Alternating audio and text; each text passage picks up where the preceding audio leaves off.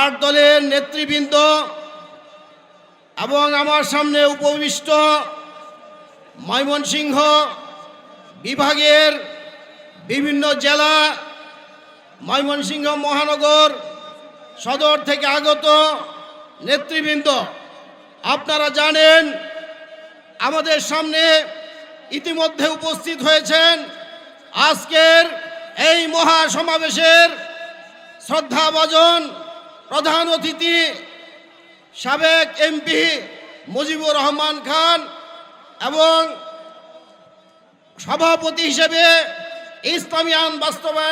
ইসলামী আন্দোলন বাংলাদেশের প্রেসিডিয়াম সদস্য অধ্যাপক আশরাফ আলী আকন এবং মঞ্চে জেলা মহানগরের ময়মনসিংহ বিভাগের বিভিন্ন নেতৃবৃন্দ, আমি সকলকে ইসলামী আন্দোলনের পক্ষ থেকে ময়মনসিংহ মহানগরের পক্ষ থেকে জানাই আন্তরিক শুভেচ্ছা ও মোবারকবাদ।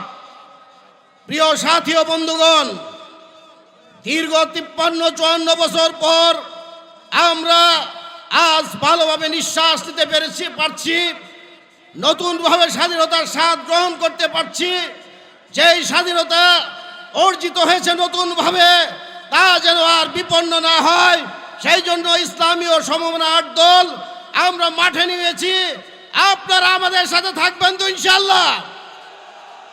কাজেই ত্রয়োদশ জাতীয় সংসদ নির্বাচনে আপনারা সকলেই ইসলামের পক্ষে, দেশের পক্ষে, মানবতার পক্ষে, বাংলাদেশের প্রকৃত স্বাধীনতার সার্বভৌমত্বের পক্ষে অবস্থান নিয়ে এই ইসলামী দলকে জাতীয় সংসদে পাঠাবেন।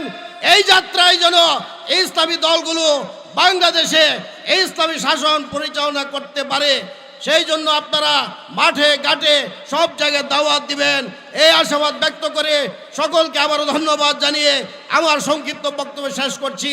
আল্লাহ হাফেজ। বাংলাদেশ জিন্দাবাদ, ইসলামী আন্দোলন বাংলাদেশ জিন্দাবাদ, ইসলাম জিন্দাবাদ, 8 দলীয় জোট জিন্দাবাদ।